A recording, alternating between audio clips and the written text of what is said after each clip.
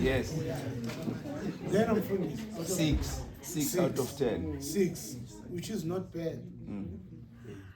8. Aspashaya nisai. That's God. Amen. 7. Ezandleni. Ene lokho bazalwane, ngicela nawe singakakubuzi. Please weigh your marriage. Ene nangabe ngithola 4 out of 10. Uyabona ke baba manje sesi4. What mara Lord, why? Why siku 4? Don't start criticizing. Don't start shouting. Don't be defensive. It's not because of me. Start with you. Why sithola 3 over 10? Into esiza ke emshadweni ukuthi nakhona kungalungi. Ungangiceli ispouse sakho. Zengicele wena. Qala ku as a man in this house. Am I worth leadership yalendlu le? Ngifanele uhola lendlu le. Am I an example kumngami nakubantu abami? Nawe mama inokhona.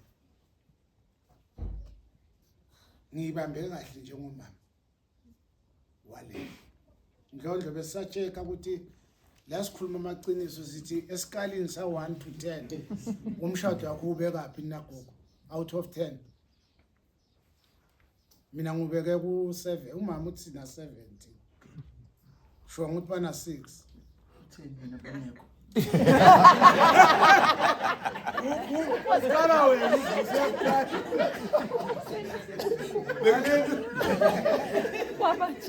indaba yethu ndlondlo ithi we want to make our marriages strong, strengthening our marriages every day. Number 1, ngiyabona isikhathi sambili bengina 2 ama subject mara sengizohlala nje kuleyo 1. Number 1, umshado wethu umfundisi ukhulume kanengi Christ-centered families. Christ, we center our marriage around Christ. Amen. Amen. Senza uKristu noma senza ukukholwa kube yisekelo noma isiqalo. Is our center. Kusho ukuthi yonke into yethu isekelwe ekukholweni. Our point of reference. I-toolbox yethu ama-verse, iBhayibheli, nakonakala izinto asithi kunebhad, asithi basihlebile. Sibheka ubudlelwano bethu noNkulunkulu. Are we right with God? Thina. Ya uma ungigwadela nje uvuka ekseni udla amabhodlela. Are you right with God? Ulo Jesu okimi kuwe ukhona na? Christ centered. Into yokuqala. Hayi bakithi ngifuna unitshela manga ngaba yikho lento. Ngabe ayikho lento. How many years now? 40. 40. Nkulu noko. Yes. 40. Yabona ukuthi lapho sekunabantwana ababafazi. Kunabantwana ababafazi. Ene izinto ayikuthi bezingenzeki. Izinto bezenzeka. Lapha ku Psalm 127 ku verse 1. Lithi iBhayibheli bawakhela ize umuzi. Laba bawakhako uma uNkulunkulu angawakhi. The first builder of your marriage, the first pillar of your marriage should be God. The first reference point. Okay, ngiyakuzwa mkwami wena uthi ngiyakuzwa baba. But what does God say? uNkulunkulu uthi indoda iyakushiya uyise nonini. Inamathele Umngane. ithi laba ababili bayoba Nyamani. is it easy? No. Ukuthi nomkakho nibe yinto eyi1. It's not simple. Every day yabona una 40 years solo siyazama ukuthi sibe yinto Eyiwa. ngelila ngiyaphunyuka mara siyibisele futhi ibisele nami ngimlekelele naye angilekelele sibekezele sithathe siyimikise kunezinto ezistabone ezinenkani solane ukuthi mari khishwe nguwe elayinini bese hamba kahle lento ngoyibhimbisile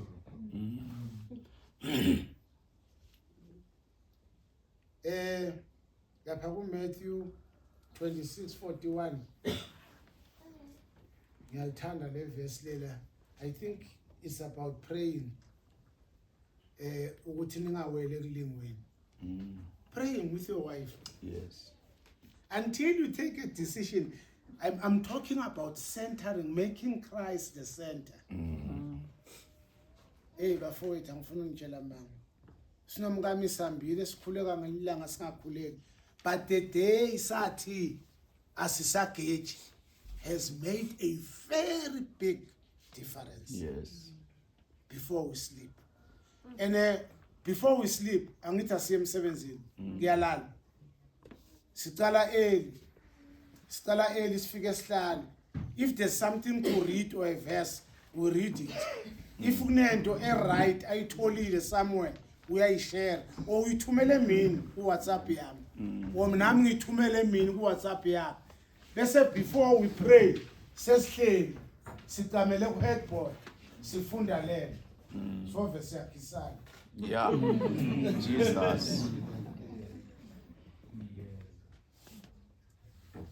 Akusilula. Yes.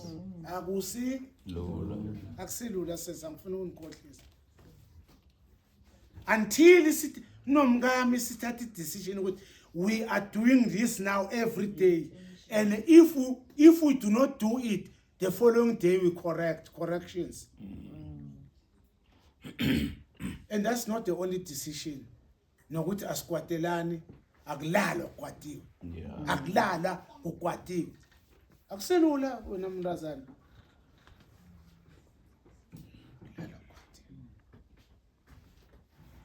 Ana ngibhejile enomama ngimtshela ngathi yabona mama net nakucala kuyeke net kwayeke sabhalela la ubokwazi ukuthi vele mina sengibhalela. Ngoba this thing ifuna ukuthi ube intentional. Sure. Lento ifuna ube intentional. Ene baba yangena lento ukuthi nomkakho uyathandaza. Nivusana senikhohliwe ngoba kwesikhathi ngene ekamereni kunendaba ethile busy. Nize nikhumule ningene ngutsheni solo niyenza le ndaba. Bese seniyathula kancane seniyehla senibanjwa sithonga eyasikathandazi. Eyasikathandazi. Baba, you know what you are doing. Awufuni lento iphunyuke ukuthi lo muzi wakho ngokhona. Yes. The main aim ukuthi lo muzi akwakhiwa ngokuthi ngizakushaya. Ungangiphenduli. Awakhiwa ngaloko lo muzi. Siyakwazi lokho besisela utshwala. Ngcono nina abanyani kwazi lokho thina siyakwazi ukuthi umuzi akwakho. Thela ngamafutha umuntu ulele. Thela ngamafutha umuntu ulele. Solumbethe. Thela ngamafutha umuntu ulele. Akunamuntu ovuma every day wena wenzani? Uyamshaya. Jike la ulala la duze kwakhe yakhona. Yena kakalala ubethiwe. Wena wenzani? Bilisa amafutha. So lapha enye inkulumo ethi may God the third strand. Yabona nakuyinramba uyiluka. Inramba yayiluka ngeyitrend eziyi2. Mara inramba yayiluka ngeyitrend eziyi3. Enye inramba yayiluka ngeyitrend eziyi4. Kuya ngokuthi ukwazi kangakanani ukuluka. So in your marriage, let it be wife, husband, and then God. Then number 2, have sacrificial love. Amen. Iba nalo thando lokungathi uyasacrifice, lokungathi uyadliwa. Yeah. Lokungathi uyarobheka. Uyadliwa vele. Vele ufuna udliwa. Ududliwa. Ufuna kudliwa ubani? Ufuna kudliwa ubani? Kwakho. Wakhade bekudliwa. Yeah. Hallelujah. Amen. Hey, bantu bami. Until you feel the pain. Yokuthi ngiyaphela la. Yeah. Akwamthanda umkakho. Yeah. Akwayithanda indoda yakho.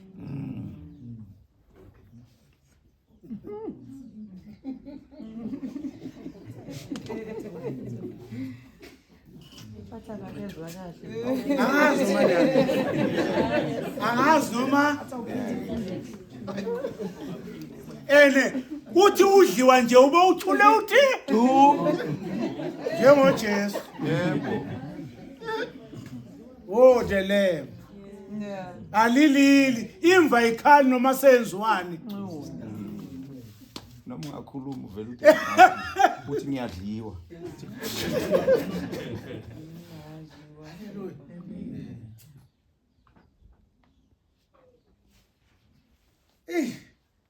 Siyazi ke Ephesians chapter 5 verse 25 ya 33 kunenyama lapha, husband must love their wives. Love your wife. Love your wife. Umthande. Hallelujah. Umthande. Yeah, umthande. And wives must respect their husbands. Ene ngicabanga noCebo ufundile, afunda ngebride, afunda ngoNkulunkulu nebandla ukuthi the bride naye yamthanda lo mkhwenyane, nalo mkhwenyane naye yamthanda Lo makoti. lo makoti, yabona. Mfundisa kusho ukuthi it's only you who love her. She must also Love. asibekeni kahle. Yes. Lithi ngithanda iBhayibheli. Angikubona ngiliva lothando lakho. Thanda wena thanda wena.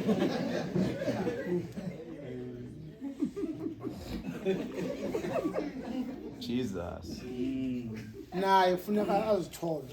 iBhayibheli lithi even abazalwane omunye athobele, angisakhulumi ke ngehusband newife, abazalwane. Lo athobele lo. It's not a one way, it's always a two way. Sithandeni bomkethu nathi nisithande. Vele siyazi nasithande. Nisicabange noma singekho. Ya kungabi ngithi nje ukuthi ngoba sometimes men own women.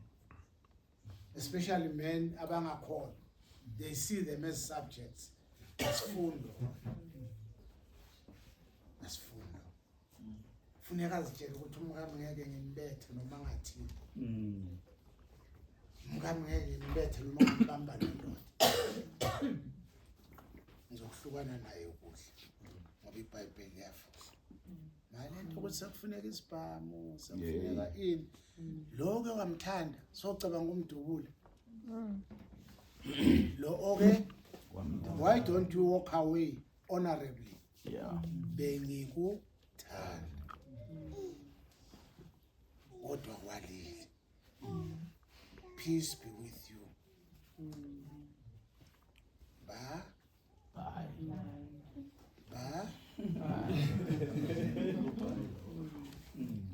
Sangisho na ukhona. Na ukhona. Hayi wena sowucala isihlahla esiright for ukuzilengisa. Isayela ufuna kufe yena or ufuna kufe wena. No. Mthande kahle. Akurespect. Niyibonile? Yeah, noma singakayifuni. Amen. Lawa niyawazi, lawa ngiyazi. Khona la kusawunyukela khona, khona la ngiyakhona. Amen. 3. Forgiveness. Yes. Thethelele umkakho, uyicolele indoda yakho. Abanye asikaqali ngokholwa. Abanye sacala singakholwa. Nawufika kuye athi hayi benginayo umuntu sahlukana. Kuhlala amalanga udiscover ukuthi bebangakahlukana. Nihlale phansi nikhulume athi marehe manje sesihlukene. Vele thola ukuthi benzeni vele. Don't keep on bringing it up. Yes. Mhla sekashisa umratha uthi ya naloka wathi uhlukene nomuntu kana kwenzeni. Kusho umratha mara uvusa indaba umuntu. Mara kusheni mara uvusa indaba. Hayi man umzalwane wena. Umzalwane. Kushe mara uvusani. Hallelujah. Hallelujah. angithi bhuti wamxolela naye nakaxolele lokho siqolelene kiko it cannot be a matter rising again ene angifuna ungitshela manga akusilula ukungabuyela izolo until you make a conscious decision ukuthi lento ngibisele emuva